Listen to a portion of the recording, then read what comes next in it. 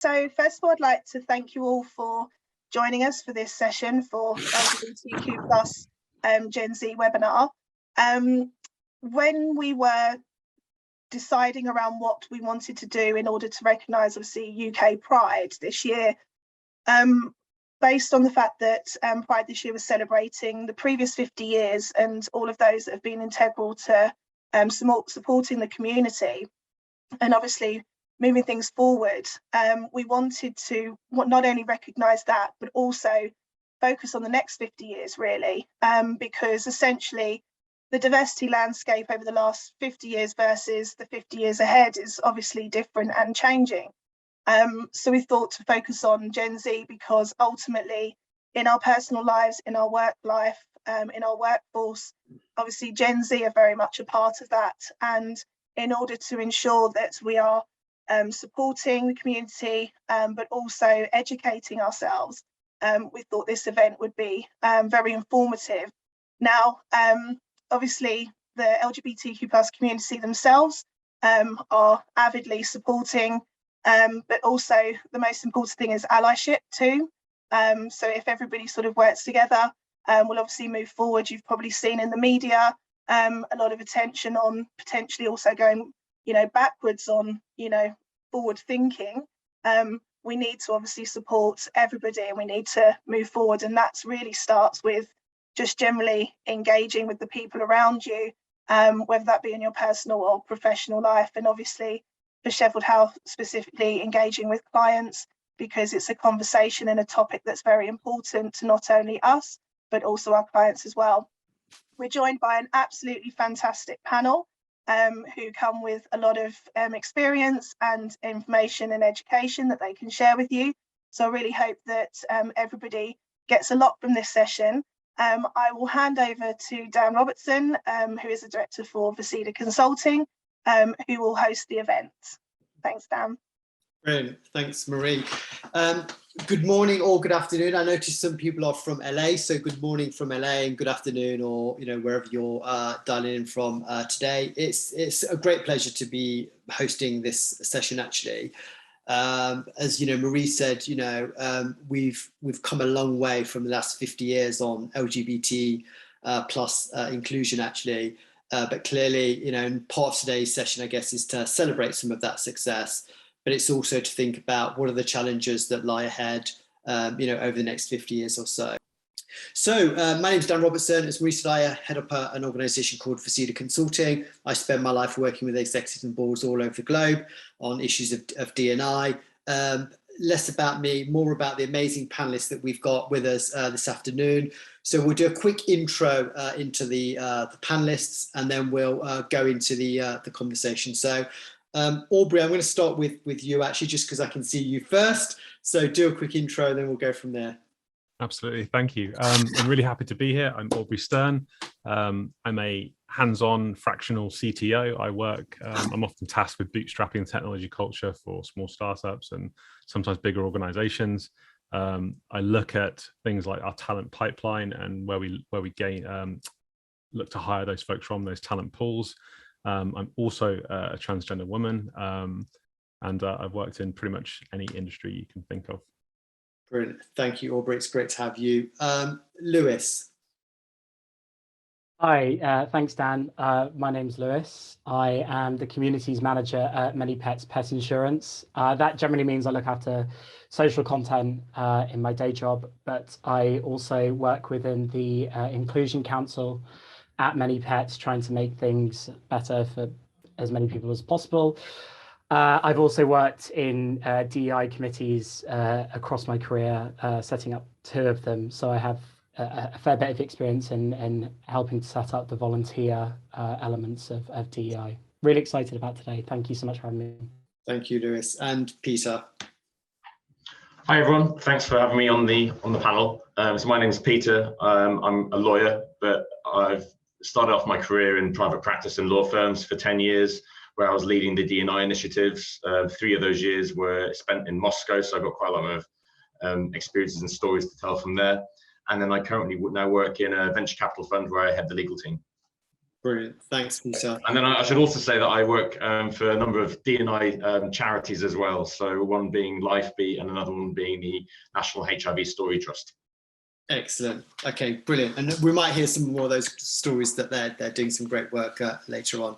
So just before I go into the questions for the panelists, actually, I just want to do a bit of a definition setting, because I am conscious there's a lot of terminology actually, so it's useful that if panelists or others use certain terminology this afternoon, that we're all on the same page effectively. So just some of the principles around some of the key terminology, and this is absolutely not exhaustive, so just bear that in mind as we go through. So the first one is around, you might have heard the term cisgender, and cisgender basically, or what people describe as cis, describes a person whose gender identity effectively aligns to the assignment of birth. So somebody who might identify as a cis male, for example, and that aligns to my identity at birth. Then you've got transgender. So transgender or trans describes a person whose gender identity is different to that which they were assigned at birth. You've got non-binary. So non-binary describes a person who does not describe their gender identity solely to a man or a female.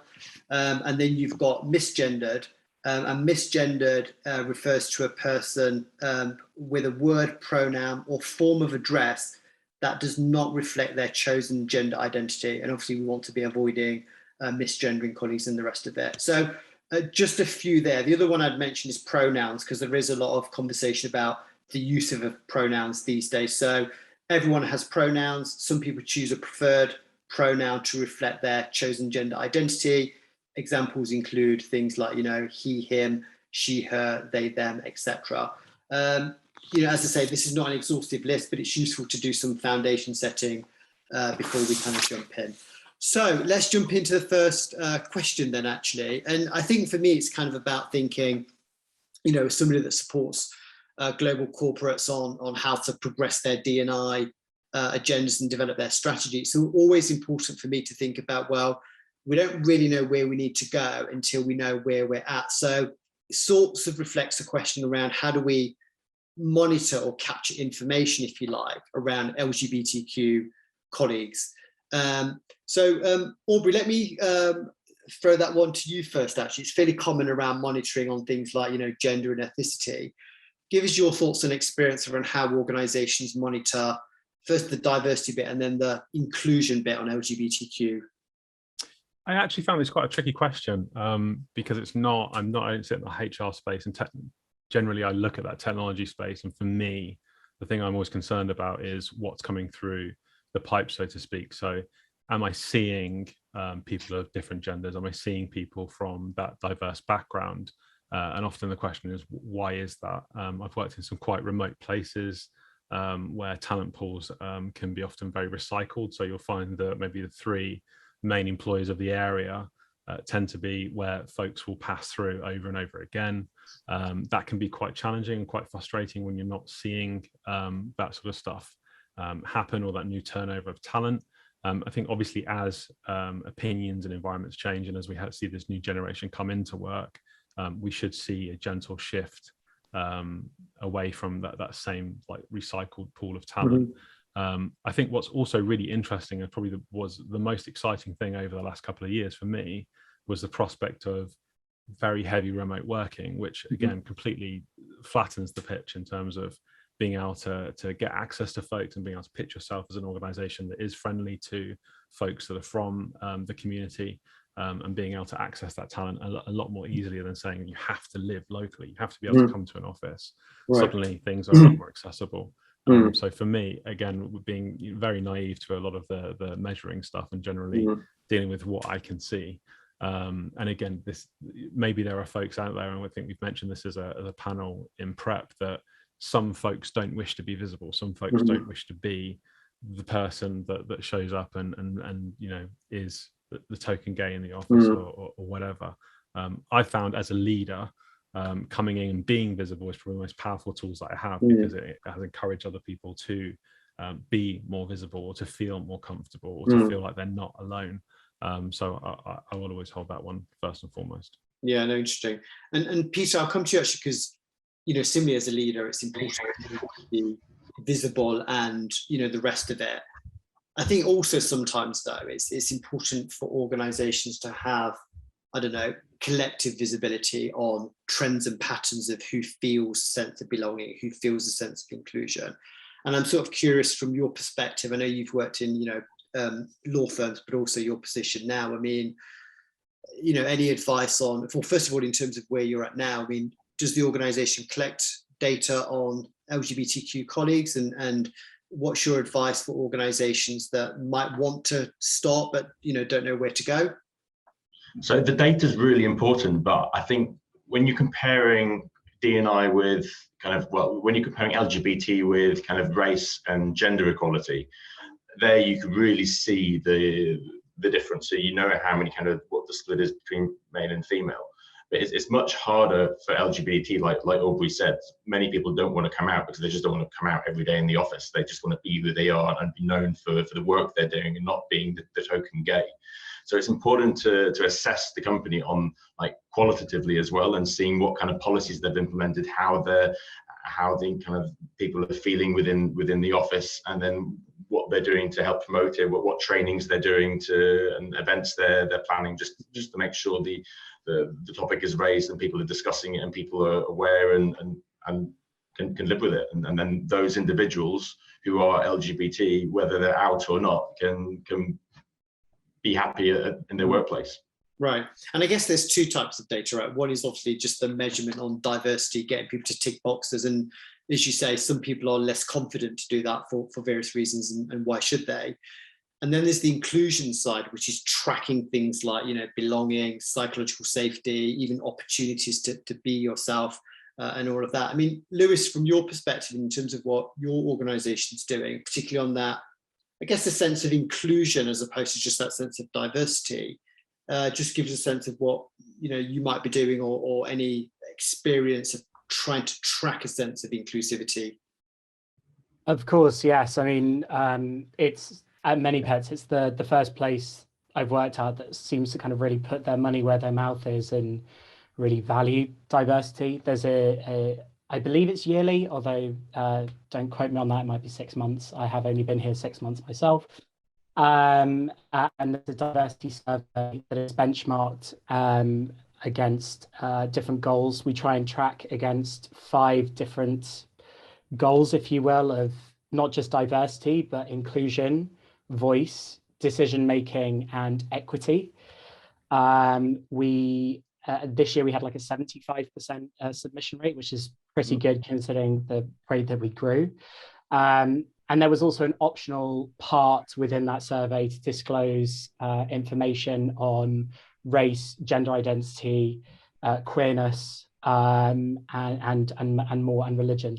So we were also able to drill down not just on the big macro numbers of score of favourable in each of these 5 areas that I outlined, but we're able to see how do queer people feel, how do people of colour feel, and then importantly, not just collecting this data, which is super helpful, of course, but reporting to the wider business, saying, well, here's where we did really well, and here's where we still have a lot more room to grow. So it's not just vanity metrics that you can sort of brag, oh, we have 20% LGBTQIA plus colleagues in our global business.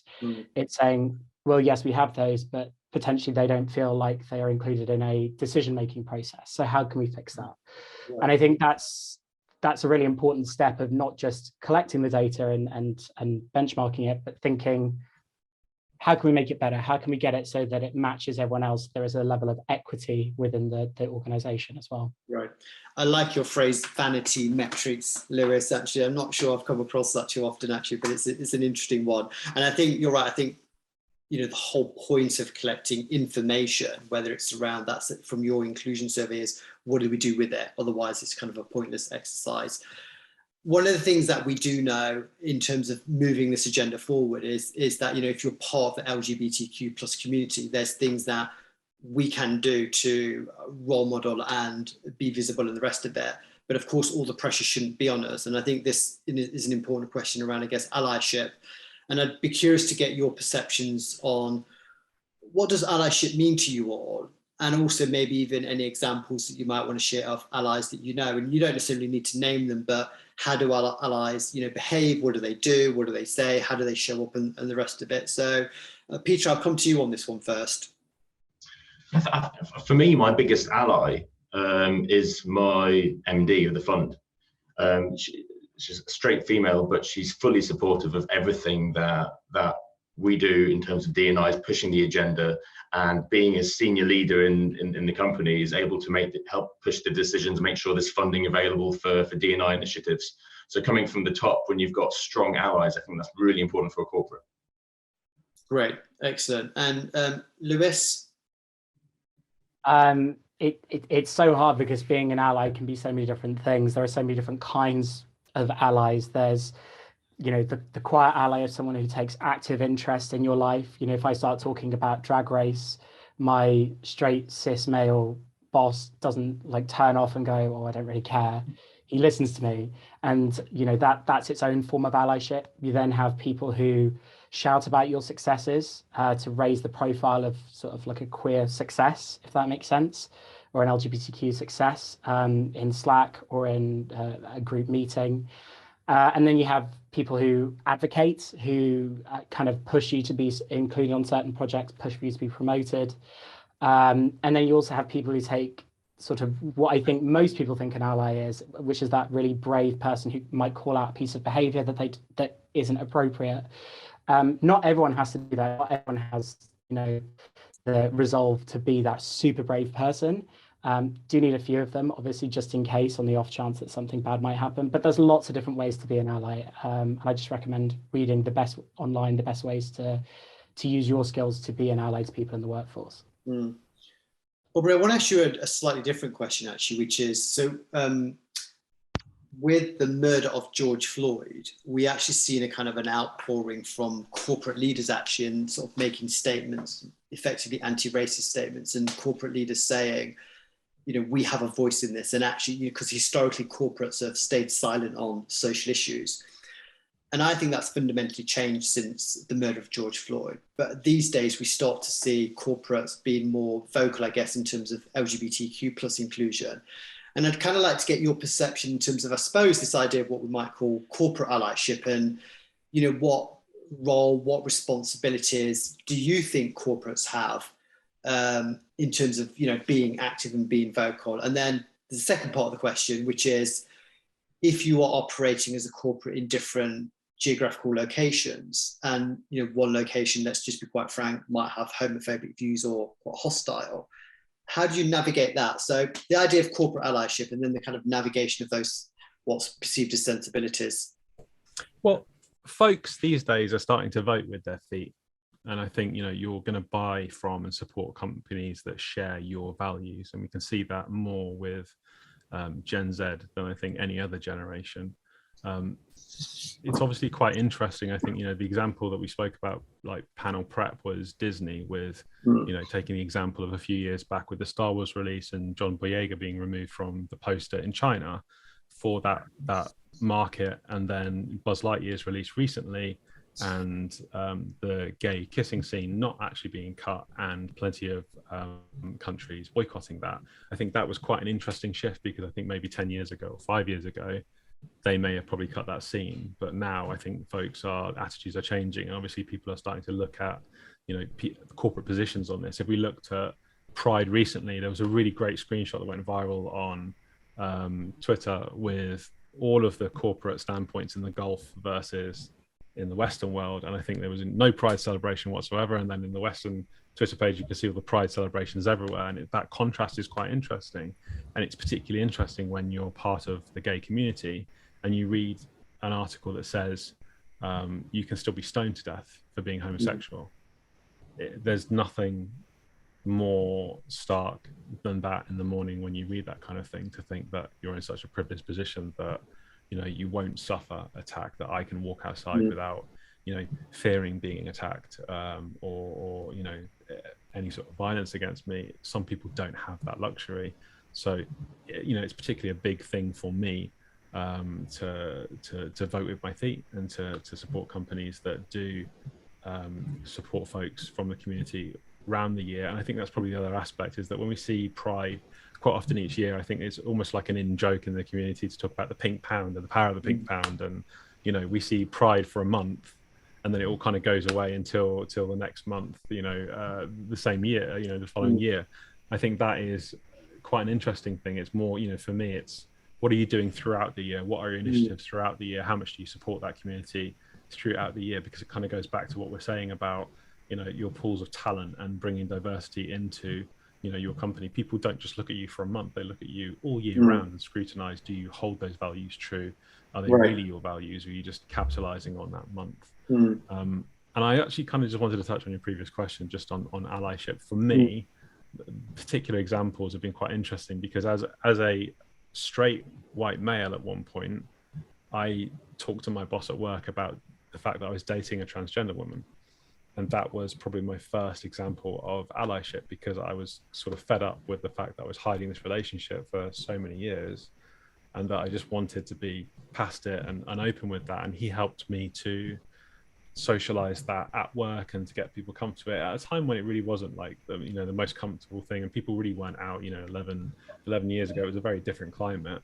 And then for the folks that went through my social transition with me, where you change the way you dress and you study makeup and you transition from that social role of male to female, it's a really awkward time, especially in central London, doing this stuff on the tube every day. Absolutely horrible. And the mental state that you're in all the time is incredibly fragile, and people are just saying stuff left, right and center. So to come in a very broken state for almost like a year and have a team that collectively picks you up every day and puts you back together and supports you through that has, you know, was one of the most important and you know, moments in my life that I will never ever forget. And that is my perfect example of, you know, some folks being there, you know, when I needed them most, and that to me is allyship.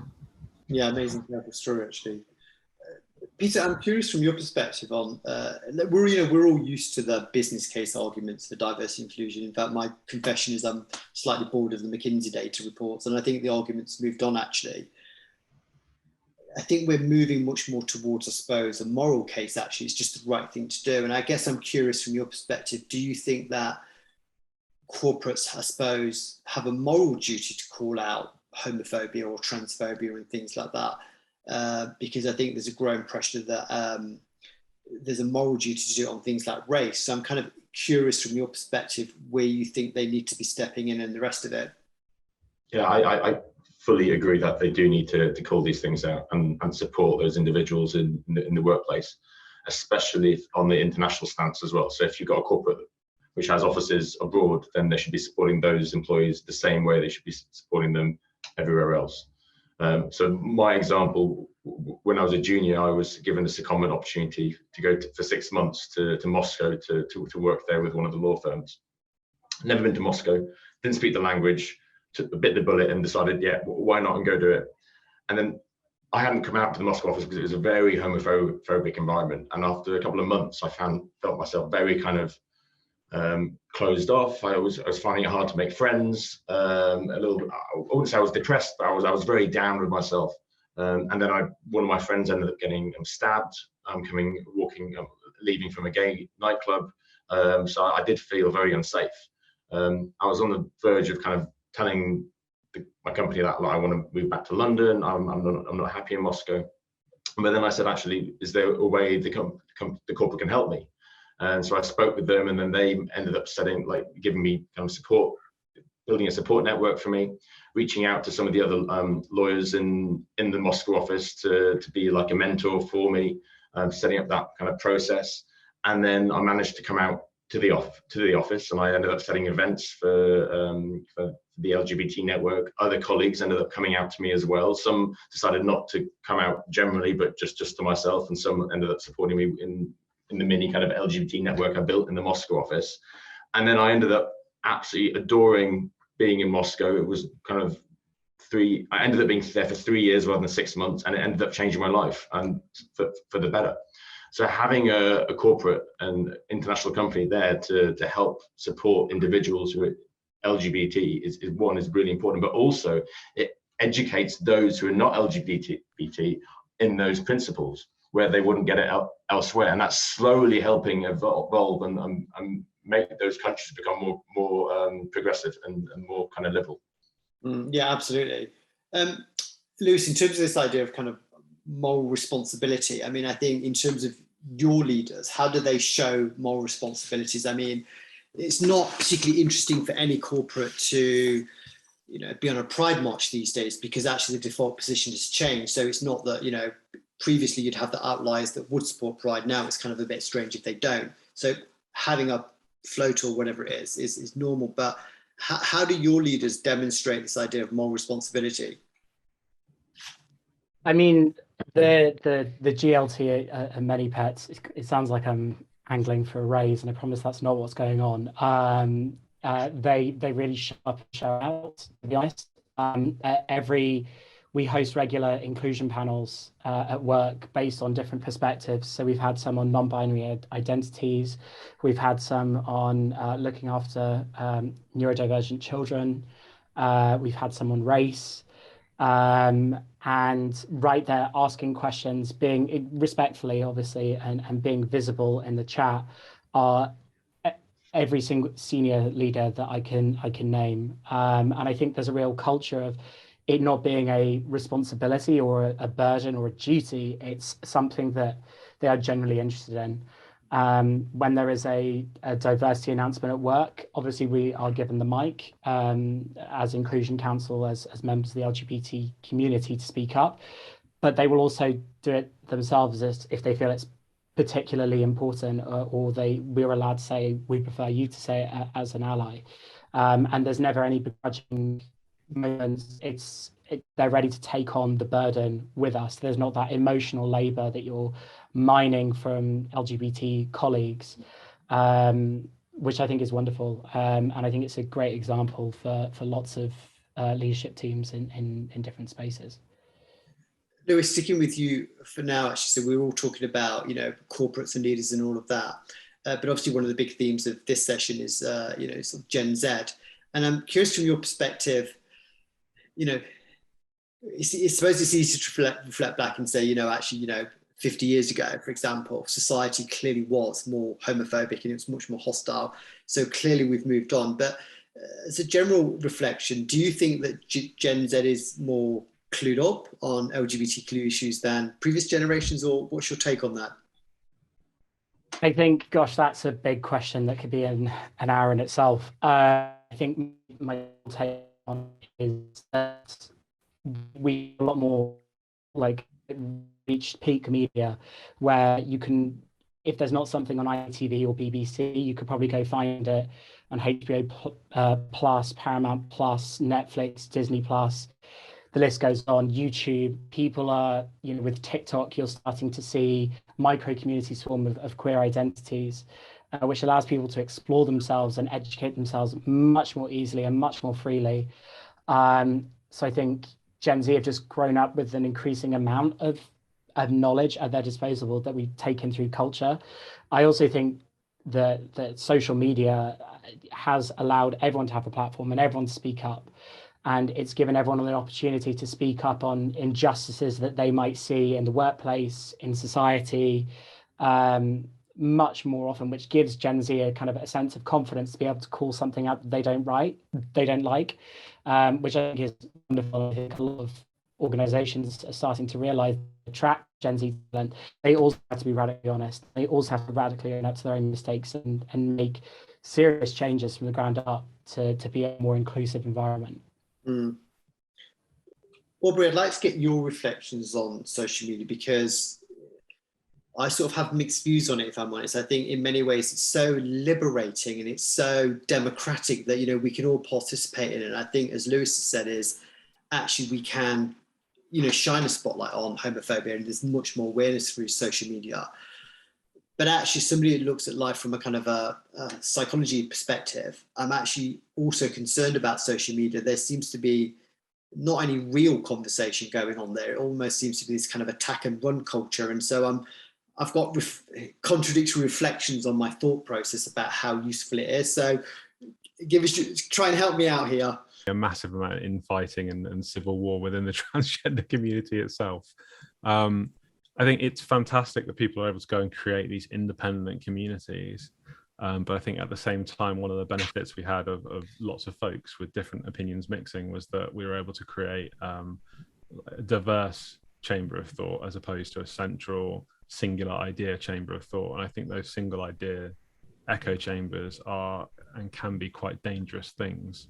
I think we've seen like really good examples of that. Do you remember the Tide Pod craze, where the kids eating Tide Pods and some of the stupid things that people have died, doing on TikTok and whatnot? And I think those are really good examples of things like social contagion. And so again, like, it can be quite a controversial topic to talk about, but I think there's a point where these things can become incredibly unhealthy. There's a really good reason I don't look at it, because I feel like it is unhealthy to see this stuff all the time.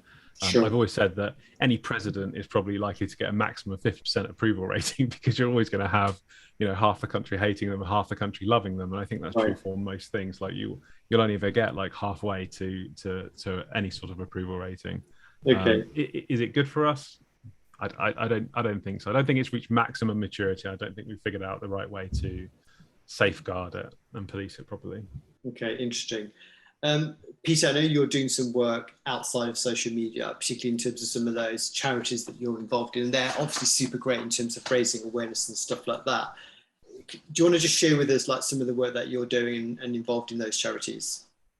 Yeah, so I think it's important to kind of give back, and especially in this space, in the D&I space. So two of the charities that I particularly enjoy working with, one's called LifeBeat, and they work with the Gen Z kind of population in the UK. So young people from disadvantaged backgrounds, usually from a D&I perspective, they help them come back and build them a community so they can kind of get back into education, get back into work, and find a place in life. And these kids really are from really tough backgrounds, whether they're from drug addiction or things like that. And then on the other side is the NHST, which is the National HIV Story Trust. And this is really on focusing more on the LGBT community, but helping to learn from the past and the lessons we had from the HIV crisis in the 80s and 90s, making sure that we don't forget what happened, and educating kind of the Gen Z and the youth of today, because there was a lot of activism and kind of LGBT rights that were being fought for by the baby boomers and going up to the millennials, and that needs to be kind of picked up on by the Gen Z population, because quite a lot of it has been handed on a plate. They obviously have the big issue now, which is social media and kind of dealing with bullying and harassment through different kind of modes of communication. That's their main challenge, but there are other kind of issues which arose in the past, which is important for them to make sure they learn on.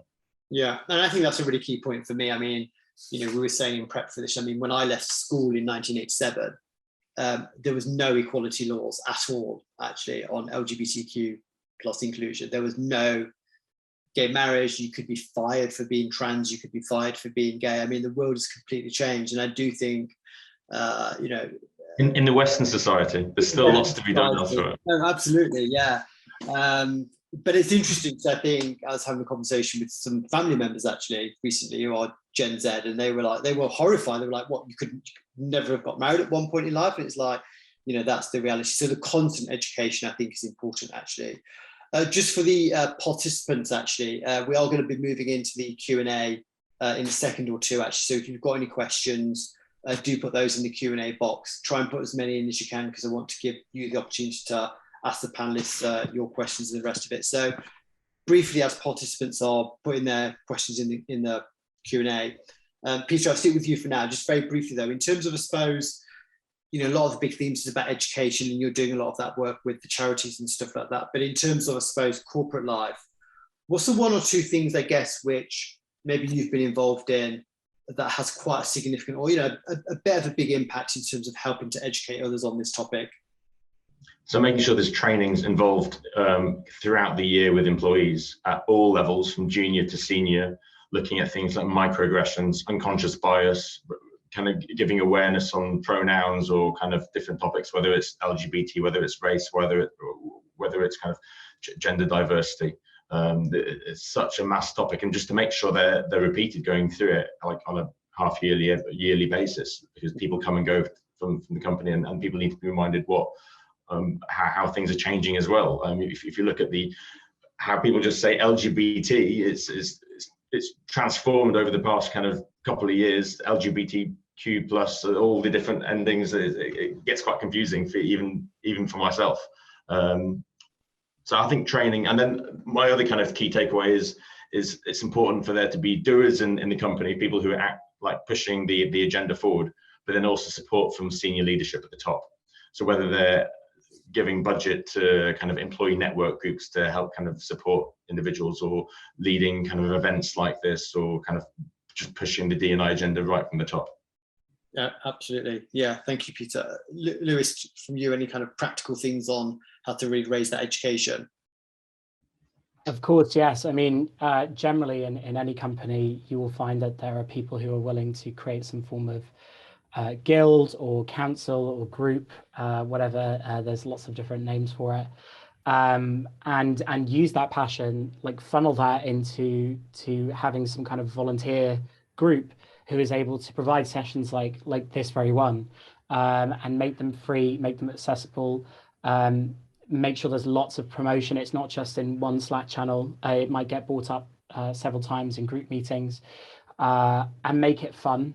I think a lot of the times the chief concern that I hear from people who are perhaps a bit more indifferent to diversity think, oh God, not another like virtue signaling time where we just mope about how hard our lives are. It's not just about here's more you can do. It's providing queer people to talk about imposter syndrome, a universal feeling, or inviting people of color to talk about successes at work. It's inviting trans people in your company to just talk about pop culture or something. It doesn't always have to be this, here's more to learn, load up your plate because it's going to be a busy day. It can be fun, and just platforming different voices is also a way for people to kind of start realizing the beauty and difference, and take an active interest in some of the more serious sessions that come later. Okay, great. Aubrey, any quick reflections on that before we go into the Q&A? I don't think I can beat Lewis's answer, but an ERG that is a really great way to go. And if it can be led by the employees but supported by the company, I think that's a really good position to be in. Okay, fab. Well, there's quite a few questions in the Q&A, so we'll try and get through as many of these as we can. I mean, Lewis, you actually mentioned that, something about people that might be indifferent. So we've got a question here around how do we get the indifferent people involved? So maybe not the resistors, those that just not interested, basically. How do we help them see the importance of allyship? So, Lewis, do you want to take that one? I can have a go. I mean, by no means is it a surefire answer. I think part of it is a test and learn, trying a few different things. The lucky thing about having a DEI strategy is though you might have a few core tenets and pillars of things you want to achieve, generally there's a huge sandbox for you to play around in of different styles and different approaches to get people on board. Is it that you don't do lectures and webinars? Is it that you try and do, for example, during International Women's Day, we asked everyone to post their favorite woman in the chat, and that it was like a flood of people. So there was almost like this what's the word when it picks up speed, and everyone suddenly got involved. By the end of the day there were hundreds, and it was wonderful. That was great. Then we know the panels that we do work, so we stick with those, but now we're trying some new things to try and reach different people and meet different people at different points in their sort of diversity journey. I think at the end of the day, there's no point in trying to spend energy on someone who just doesn't want to know, as long as they are abiding by the ethics and values of your company, and they're not being outwardly prejudiced or causing a fuss. That you can't really make someone want to be an ally. I think there's just the hope that there's enough people in that organization that want to go on that journey and be a friend to everyone and for everyone. That I think that's where you put your energy, put on the people who actually want to grow. Yeah, I think that's a good response, actually. There is actually scientific, so we might have heard of the 30% club. That number has come from somewhere. The research is actually about 25%. If you have 25% of stakeholders that are really positive about a topic, that's enough to kind of move the conversation forward, as long as you don't have enough resistance. So focus on there. Peter, I've got a slightly tricky question for you, actually. Not necessarily directed at you, but forgive me, I'm directing it at you.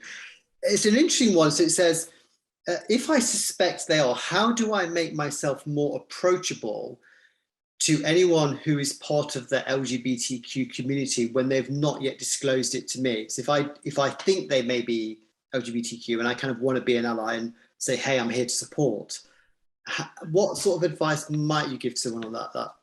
So I think you just need to make people aware that you're a supporter and that you're an ally.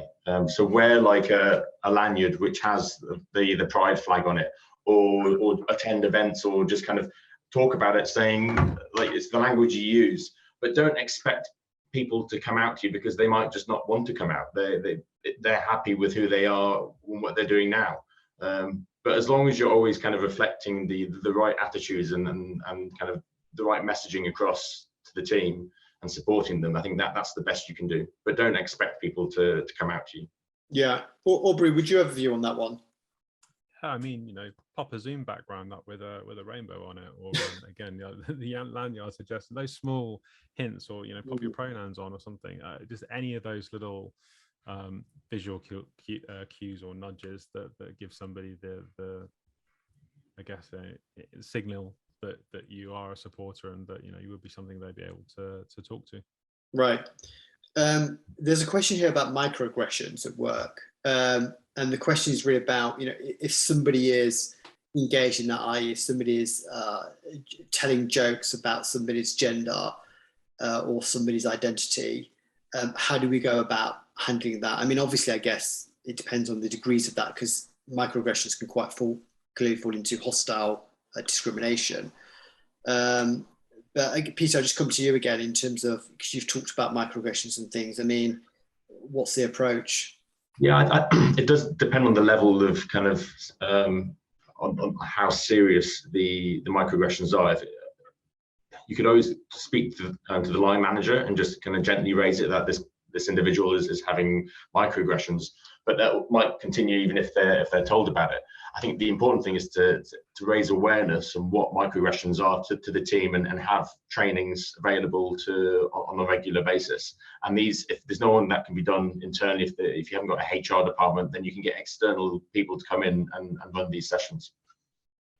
Okay, Lewis, any thoughts on that one in terms of those microaggressions? I think what Peter said about making sure to make clear what microaggressions are, I think even that, for someone who hasn't necessarily gone on a journey of understanding the importance of DEI, might be like, what is a microaggression? That doesn't make any sense. It's an aggression or it's not. So I think firstly making that clear, and how that can be offensive, hopefully like making it sort of part of an onboarding process, for example, a little session that's pre-recorded, that everyone might go through for 30 minutes, which teaches the basics of interacting at work.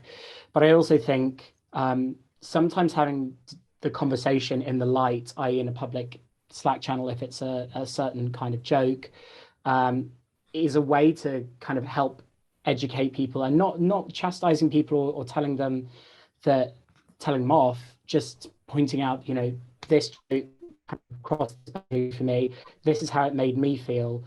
How would you consider redoing this in the future? And I think starting to see those processes in the light can really help guide people towards being a bit more understanding in the interactions at work. Okay, great. Aubrey, any thoughts from your perspective on this one? Sure. Educate, don't attack. I mean, everyone's not going to hold the same position of being willing to have like a one-to-one conversation with somebody who's done this. I have in the past, and I found that works best, because people are less likely to recoil into themselves and feel like they're being attacked, especially in public. So if you are able to have that one-to-one conversation, some folks just don't know the right terminology or the things to say, or a little bit, years out of the loop. And again, like a conversation helps so much with that personal touch and bringing you back to being, a real human that's affected by this stuff. I think in my experience has, definitely helped to change people's views. Mhm. We've got a question here, almost looping back to the start of the conversation, actually, around sort of gathering data. So the comment is around, gathering data points is critical to understanding where we need to change. How can we encourage our employees to take part in surveys? Is there any specific ideas or guidance to improve outcomes? Because I guess the point is people might be nervous about if they identify as LGBTQ in a survey, then all the rest of it. So Lewis, from your perspective, in terms of I suppose from my perspective, somebody that helps organizations do this, for us, it's one of the big things is about communication, really stressing that, the information is confidential and reassurance around that sort of thing. What approach have you taken in your organization around trying to get those completion rates up? I think, it can be really tough. I think especially, I feel for our internal comms manager sometimes posting up something in a general Slack channel that everyone sort of looks at once and then moves on from immediately thinking, I'll get to that. I think the way that it's done here is fantastic. It's bringing in the line managers of different teams, of different communities within work, and getting them to be advocates and ambassadors of that inclusion survey. So getting them to explain the importance within a smaller channel, within a smaller group. We have not only does the CMO talk in the marketing group about how important it is, but the head of my marketing team within that bigger team also follows up and says, hi, it's really important for us to do this. We're currently at this level of completion. This is the target. Sometimes a bit of earnestness works in that we just really want to get a high, to ask as much information as possible and get as much information as possible. And I think people generally, if you ask nicely and consistently and in the right places, you should help to bring up those completion levels to 75% and beyond. Mm-hmm. Great, thanks, Jess. There's a few more questions in the chat, so I want to try and get through them if I can. There's one here about effectively the use of pronouns. So how do I go about encouraging or educating my team around using the right pronouns and the right names? And somebody's making a comment here around saying, often tell people that I'll get it wrong and they don't mean to. So it's this, I suppose, nervousness they're articulating around the use or non-use of pronouns, actually. Aubrey, I'll come to you only because we talked about this previously, actually. What's your reflections on this? Well, I mean, obviously, I'll start with the point that I made before, that not everybody is comfortable putting their pronouns up online or on their name. I'm personally not. It was for a very long time a measure for me whether I was successful in presenting as female, and I used it as feedback that I wasn't hitting a mark or that I had to try harder or do something else. Some folks, again, it's very important for them to have this because it's hard to make a call, and they may be a non-binary person, and that's an easy way for them to go and telegraph where they are. I think if you want to know where you start, you can start with yourself, and by making that move yourself, and by doing that, you can potentially start that movement to get other people involved in doing that, and it's probably the easiest place to look. Peter, I can't remember actually, but on your footer, I think you use pronouns. Actually, is that a corporate thing? Btomorrow's Ventures, or what's? Yes. So we've pushed it to. So we've encouraged all of our employees in the team to put pronouns down, but at the end of the day, it is their discretion and their decision whether they do that.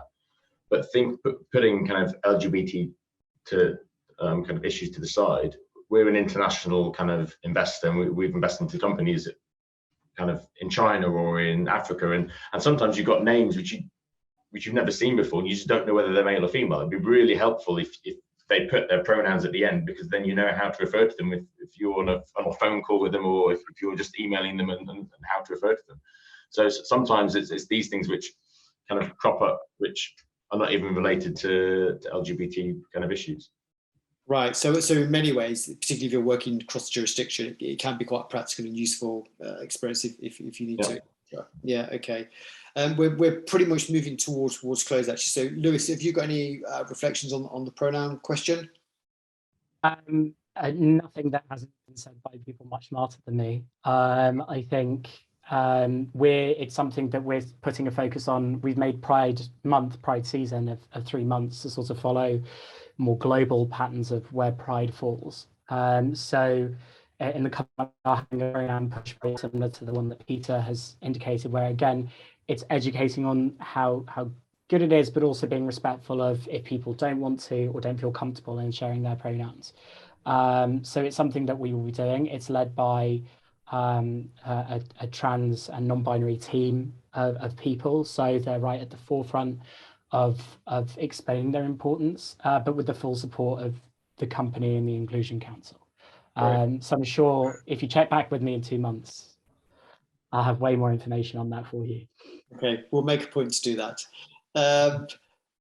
We've got 5 minutes left, so we'll probably now just go into a bit of a closing round, actually. So I'll go around each of you, and I suppose it's your final words of wisdom, really. And I think I'd like to think about, we've talked a lot about education, awareness, and challenging microaggressions and stuff like that. But if there was one kind of practical thing that you could offer to, colleagues to say, look, if you just did this 1 or 2 things, actually you could make quite a big difference. Some of those things could be quite tiny and small. They could be behavioral. Some of them might be, a bit larger in terms of policy or decision making. But what would be your one practical thing that you think could make quite a big difference? Actually, so Peter, I'll start with you if you don't mind. Yeah, so for me, it would be focusing on senior leadership, kind of pushing change. And by doing that, I think having a reverse mentorship program.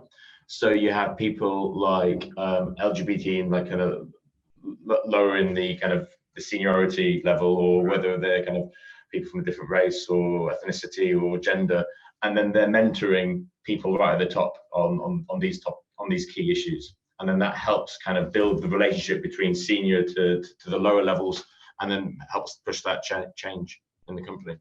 Okay, yeah, very practical in terms of that reverse mentoring. Brilliant, thank you. Lewis, what's your one practical piece of advice?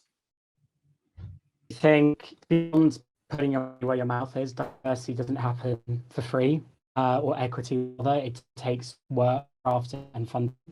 I think a really small micro tip is, with a lot of pressure on education and learning and teaching, and use this pronoun and use this sort of nuanced language and things like that, and that can sometimes feel overwhelming. The easiest thing is just to mirror someone's language that they use to refer to themselves, give themselves space to talk about themselves, and pick up on certain subtle nuances of how they refer to themselves. You might see that they think they have a gender variance beyond their perceived identity. And in doing that and giving people the space to show themselves, it allows you to know how to approach them. And that's much easier than spending hours on YouTube or online reading up on lots of how to treat people. I think it makes things a lot easier. A really smart piece of advice, because we're all, even in our groups, we're all individuals, right? So I like the idea of mirroring someone's language. I think that's super practical.